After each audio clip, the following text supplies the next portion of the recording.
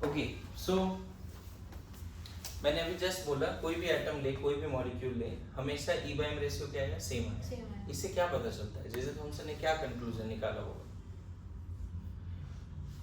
बोलो, क्या कंक्लूजन निकाला होगा जे थॉमसन ने? E by m ratio independent of nature of gas, ये तो पता चल गया। बट और क्या कंक्लूजन निकाला होगा कि क्या ऐसा नहीं बोल सकते कि हर एटम के अंदर कुछ तो ऐसा नेगेटिव है जो 100% आइडेंटिकल है? जैसे हाइड्रोजन एटम हो, हीलियम हो, नियॉन हो, H2 हो, N2 हो, सब के अंदर कुछ तो ऐसा है जो 100% क्या है, आइडेंटिकल। मेरी बात आ रही समझ में? ठीक है। So in this way what discovered, electron has been discovered. और उस आइडेंटिकल जो भी है एटम के अंदर, है ना, उसको हम क्या बोलते हैं, इलेक्ट्रॉन। चलेगा? बोलो। ठीक है। ये मॉडिफाइड ट्यूब से कैसे कैलकुलेट हुआ, इसके पीछे क्या फिजिक्स लगा, इलेक्ट्रिक फील्ड क्या लगा, मैग्नेटिक फील्ड क्या लगा, है ना, वो एक्सप्रेशंस वगैरह करके, वो डेरिवेशन नहीं कराया, वो जरूरत भी नहीं है, बस इतना याद रखना है। ई बाय एम रेशियो किसने दिया? किसने दिया e by m ratio? J Thomson ने। अब देखो एग्जैक्ट चार्ज कैसे निकला। तो मुलिकेन्स ऑयल ड्रॉप एक्सपेरिमेंट, है ना। मुलिकेन कैसा एक सेटअप लिया था, वो सेटअप भी आपको एनसीईआरटी में दिखेगा, है ना। आप देखोगे एनसीईआरटी में तो वो सेटअप भी इस तरह का कुछ सेटअप है ना। एक अलग से डायग्राम करके लिखा हुआ है, मुलिकेन्स ऑयल ड्रॉप।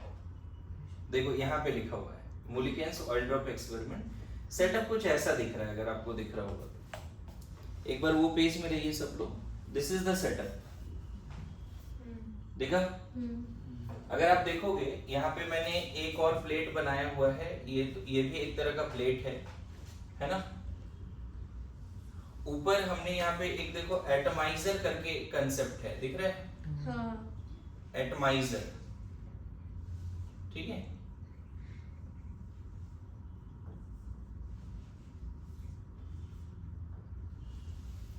दिख रहा है?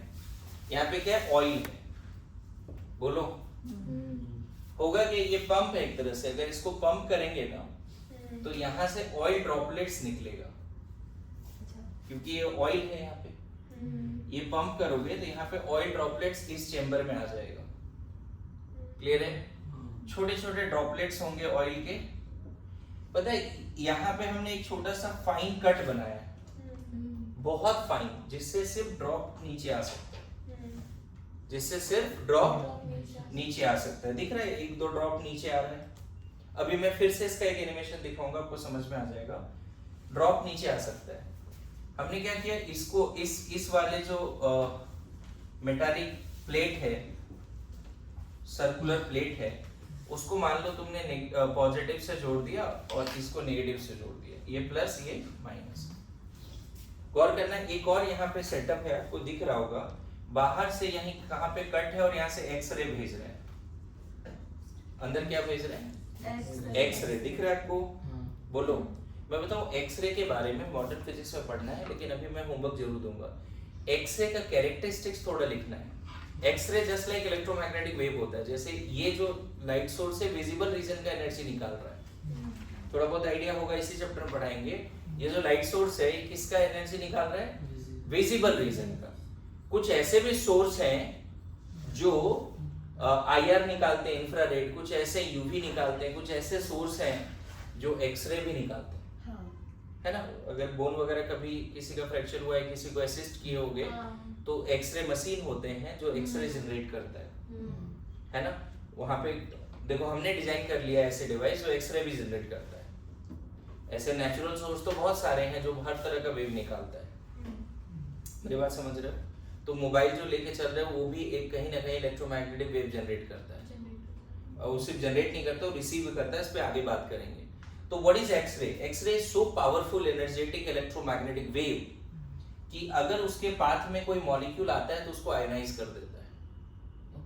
जैसे इसके पाथ में अगर O2 आया ना, तो उसको उससे इलेक्ट्रॉन निकाल देगा। बताओ किसी एटम से इलेक्ट्रॉन निकालने के लिए हमने क्या यूज किया था? Very high voltage very low pressure, याद करो कैथोड रे तब बना था। तुम चाहो तो इलेक्ट्रॉन यहाँ से भी जनरेट कर सकते हो। जैसे इस रूम में अगर मैं एक्सरे ला दूं ना तो क्या होगा, एक्सरे वाले रूम में ज्यादा समय के लिए नहीं बोलते रहने के लिए, क्यों?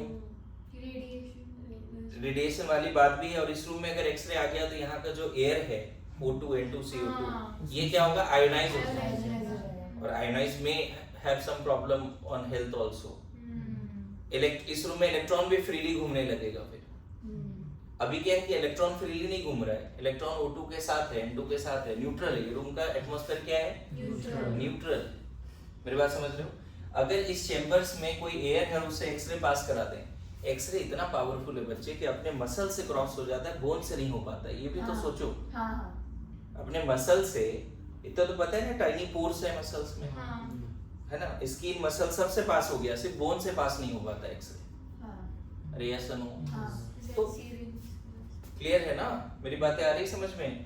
तो होगा क्या इस रूम में, अब क्या क्या होगा बता सकते हो? इस रूम में आयोनाइज्ड गैस होगा और इलेक्ट्रॉन्स होंगे, बोलो। पता है oil droplet will have affinity for this electrons to adsorb on the surface. जैसे ऑयल ड्रॉपलेट यहां से नीचे आएगा, इसके सरफेस पे, एक ऑयल ड्रॉपलेट के सरफेस पे कौन एडजॉर्ब हो जाएगा? पॉजिटिव आयन नहीं होगा एडजॉर्ब, कौन होगा adsorb? Electron. Electron get adsorbed on the surface of oil droplet, tiny droplets. तो अभी बताओ, अगर यहाँ एक्सरे पास हो रहा है इस रूम में, क्या क्या है बच्चे? जो भी गैस होगा वो आयोनाइज हो गया होगा। तो इस रूम में बेसिकली आयोनाइज्ड एटम है, जैसे O2 प्लस हो सकता है, N2 प्लस हो सकता है, या O plus N plus H plus हो सकता है, लेकिन साथ साथ फ्री इलेक्ट्रॉन्स भी इस रूम में घूम रहा है। अरे ऐसे नो, जैसे ये ड्रॉपलेट नीचे आया, इसके सरफेस पे क्या होगा? Oil droplet will have affinity for negative particle, not positive particle. तो इसके सरफेस पे क्या आ गया बच्चे, बोलो? इसके सरफेस पे क्या आ गया? इलेक्ट्रॉन्स एडजॉर्ब हो गए। 1 2 3 4 5 बहुत सारे इलेक्ट्रॉन क्या हो गए? एडजॉर्ब हो गए। अब पता चला, देखो यहाँ पे मैजिक जैसा दिखेगा। ग्रेविटी की वजह से ड्रॉपलेट किधर आना चाहिए? नीचे, mg। अरे ऐसा नो, फोकस। ग्रेविटी की वजह से इलेक्ट्रॉन किधर आना चाहिए? नीचे। गुड टू गो।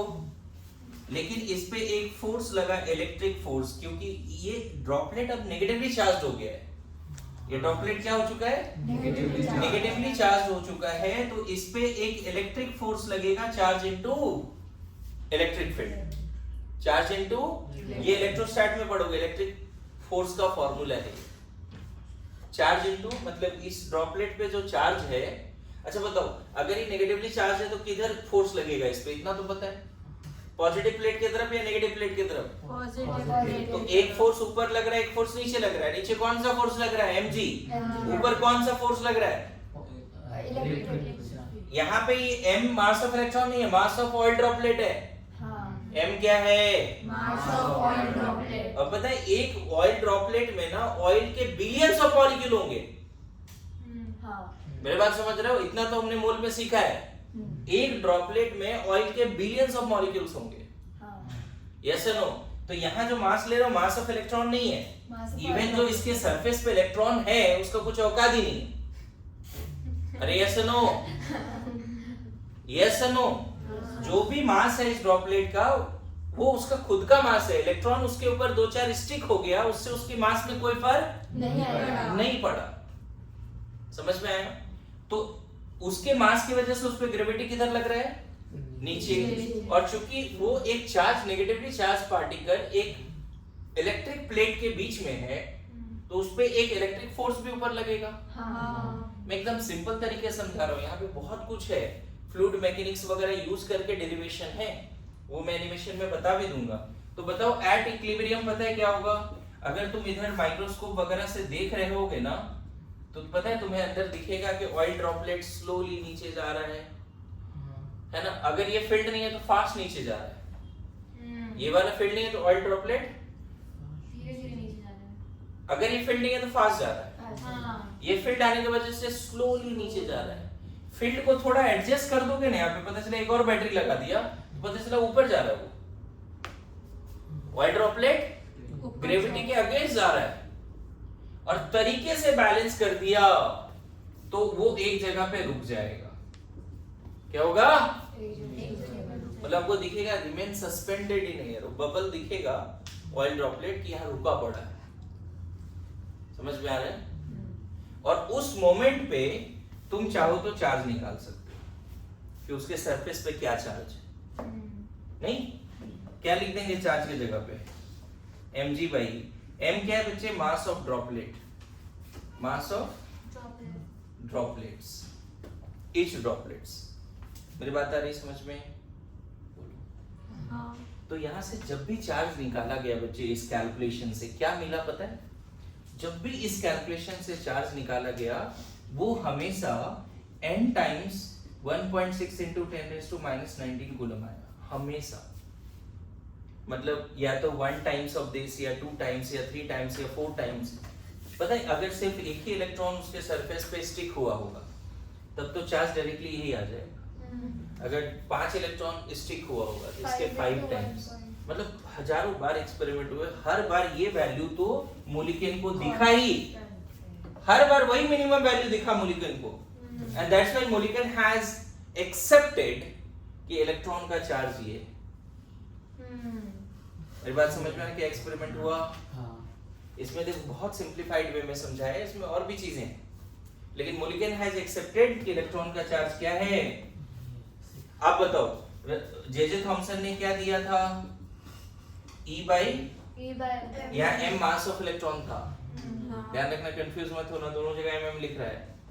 इससे पहले जो एक्सपेरिमेंट हुआ था वहाँ charge by mass ratio of electron था। तो अगर मान लो E कितना कितना आया था ये जी?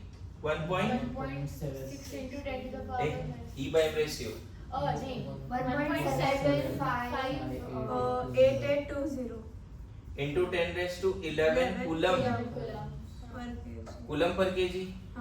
और मोलिक्यूल ने क्या बोल दिया? मोलिक्यूल ने क्या बोल दिया? इलेक्ट्रॉन पे चार्ज कितना है? इन दोनों को यूज करके मास ऑफ इलेक्ट्रॉन निकाला जा सकता है, दैट इज 9.1 into 10⁻²। ये पहले भी पढ़ा है कि नहीं पढ़ा है? समझ गया? तो मोलिक्यूल ने चार्ज बताया इलेक्ट्रॉन का, जे थॉमसन ने उसी इलेक्ट्रॉन का चार्ज बाय मास रेशियो बताया। या देखो इलेक्ट्रॉन लिख दिया, मास ऑफ इलेक्ट्रॉन, कंफ्यूज नहीं होना। समझ में? इन दिस वे पता चल गया एटम के अंदर कुछ नेगेटिव है। हर एटम के अंदर जो नेगेटिव है वो 100% आइडेंटिकल है, चाहे वो सोडियम एटम हो, आयरन हो, गोल्ड हो, सिल्वर हो, सबके अंदर कुछ नेगेटिव है और 100% आइडेंटिकल है। पता है ये जैसे ही पता चला बच्चे, हमें उसी समय पता चल गया होगा कि एटम के अंदर कुछ पॉजिटिव भी है। क्यों? क्योंकि एटम तो ओवरऑल न्यूट्रल होता है। अगर पता चल रहा है उसके अंदर कुछ नेगेटिव है तो उसके अंदर कुछ पॉजिटिव भी होगा, and that positive is later on known as proton, जो कैसे है एनोड कैथोड रे एक्सपेरिमेंट्स है, उस पर भी अभी बात करेंगे। क्लियर हो रहा है?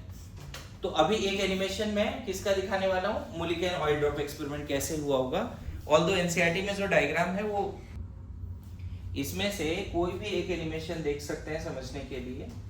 जैसे मान लो ये देखना, Millikan's oil drop experiment. British Fifth Millikan looked to determine the charge on the electrons. देखो दिख रहा है? Using this method, he calculated that the charge X-ray. of an electron was about 1.6 times 10 power negative 19 coulombs.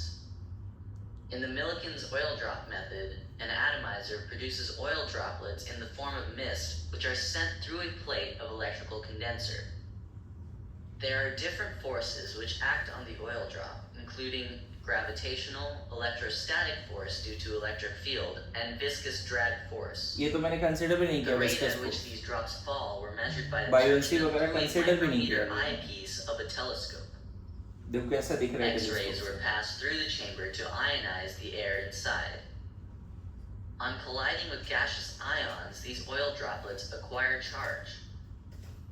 ठीक The है? rate at which these droplets fall can be controlled by changing the strength of applied voltage to the plate. With this experiment, he observed that the magnitude of electrical charge Q on the droplets is always a multiple of electrical charge E. That is, Q is equal to NE, where N is equal to 1, 2, 3, and so on. Using the value of charge of the electron, the mass of the electron, ME, was then determined by combining Thomson's value समझ of में आ रहा E by ME ठीक ratio. है बनाया गया है इधर The इधर सब oil लोग drop ध्यान may दीजिए rise up with constant velocity v, which may be experimentally calculated by recording the time required in this region. ये Now, वॉइस at जो है first, किसी प्रोफेसर का voltage है is turned off between the plates. We watch the motion of the falling drop.